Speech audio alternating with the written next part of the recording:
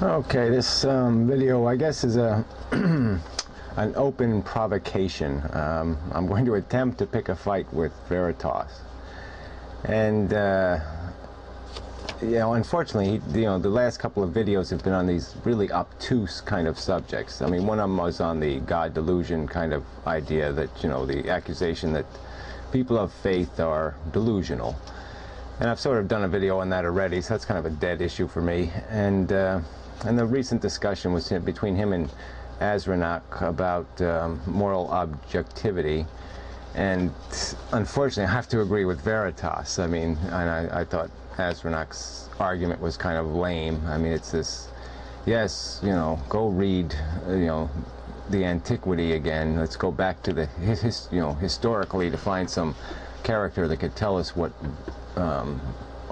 values are and what morality is. And these are just words, and he plays a lot of word games. Clearly, depending on how you use language, you can destroy the ability to do anything, because you can say that no definitions have a meaning. You can just change the definitions of words, and they don't mean anything. Obviously, somebody could say the word rape, and they could say, well, that means all these different kinds of things, or somebody else could believe that rape really means a violent attack on a woman, period. So obviously in some circumstances it would be an obvious definition of a crime, because it would be a violent attack, meaning something against her will, unconsensual,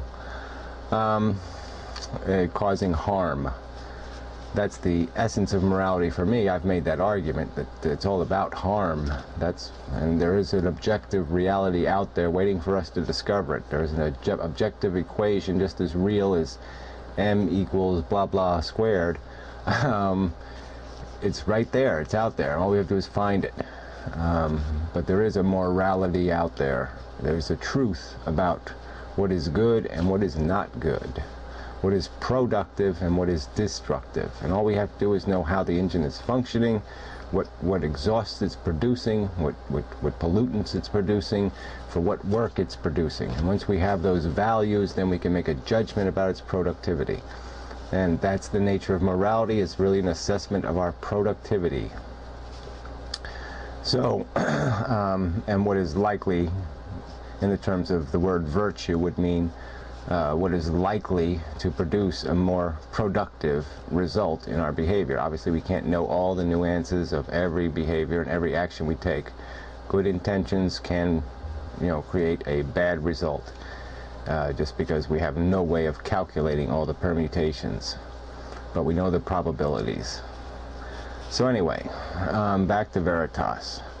I've said in comments on a message board that I sort of demeaned his intelligence, and I guess I was unfair, because he actually really understood what Azranak was saying, which is sometimes a feat in itself. Just even understanding a sentence or two can be rather miraculous. So I have to give him credit, because he did follow along very well, and he made his points. But then again, watch him do a video where he's talking about getting married, and he's going to have 4 kids and 2 girls and 2 boys, and you say, what the hell is that? What intelligent person? I mean, that's the kind of talk that comes out of a 7-year-old. I mean, a 7-year-old girl. Damn, he's got to realize that real life doesn't provide you with these choices, and control over any of that shit. And then you say the whole idea of accepting a religion, if you're intelligent, to accept a book written by people that couldn't build an outhouse. And then when you look at the Christian religion, the contradictions between the Old Testament and the New Testament are, there couldn't be a greater divide in terms of the morality expressed in these 2 books. It's incomprehensible nonsense when you put this whole book together. Noah lives 800 years and has 5 kids, or whatever it is. The whole Genesis, the whole book of Genesis is such a pile of nonsense. How can anyone with an IQ above 60 believe any of it? Really believe it? And that's the part of the accusation I'm going to make. The same accusation I've made about Jesus Freak. I don't think Veritas believes a single freaking word of this crap. And that's what makes him a used car salesman obscenity to me, because I don't think he has real faith in any of this stuff. He has faith in some sort of ideal, some sort of idea of goodness. And so he'll grab a hold of this bullshit book because that's the popular goodness theory. It has power. Religion has power. They have the majority. And so if he's figuring if he can bend and twist that majority just a little bit, he has power. But he would have no power as an atheist. He had no power as a person who rewrote the book of Genesis or rewrote the Christian religion into his own understanding of a more perfect ethics or morality, which I think he's quite capable of doing.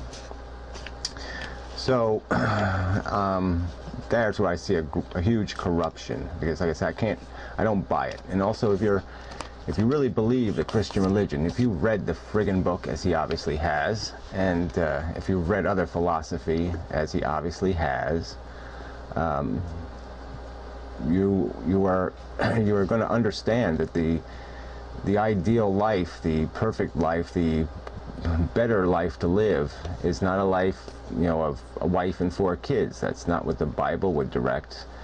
And there are parts in the Bible that are so offensive in terms of what it directs women to be, that's another part of this whole thing. I don't think Veritas by nature is a chauvinist, but if you're going to be a confident enough Christian to preach the word to other people, then you've got to accept the liabilities of that book. And that book preaches that women are really nothing.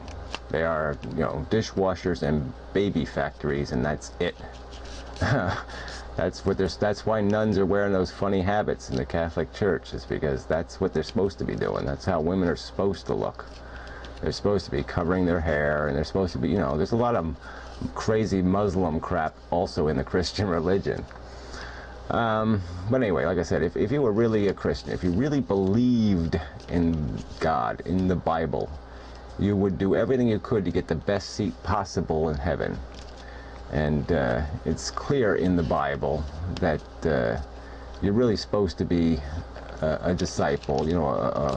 You're supposed to be committed to spreading the word and doing God's work, not having a nice life in suburbia with 4 kids. That's not what God wants you to be doing. He wants you to be fixing problems and serving the poor and doing those kinds of things, not taking care of a wife and kids, not completely obsessed and distracted by a domestic life, and just doing a little YouTube Christianizing on the side.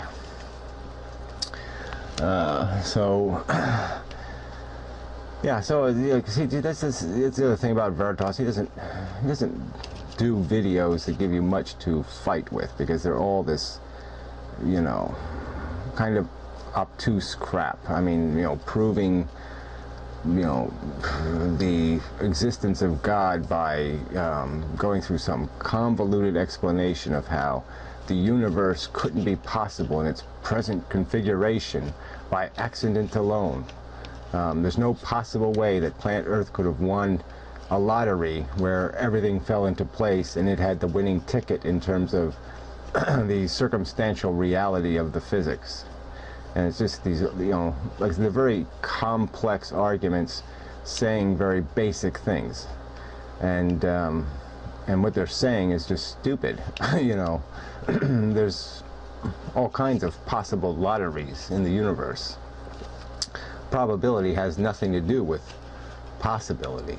Nothing. It doesn't change possibility, and it doesn't, certainly perspective has changed. If you win the lottery, you're obviously going to think the lottery is pretty easy to win. That's going to be your perspective. That's going to be your perception, unless you're intelligent to understand the real odds and that it wasn't as easy as it would seem from the fact that you won. So, obviously, we've won a lot of lotteries to be here. Life isn't simple or easy. It doesn't happen automatically. It's not the it's not in the nature of the universe to create life. I mean, as a possibility, yes. As a automatic, all the time, every time probability, no. So anyway, like I say, he just doesn't give much to argue with except the standard kind of bullshit. He doesn't answer the big question: why would any rational person accept a fundamental philosophical belief contrived by idiots thousands of years ago that has only gained success through the annihilation of millions of people? Why would a rational person do that?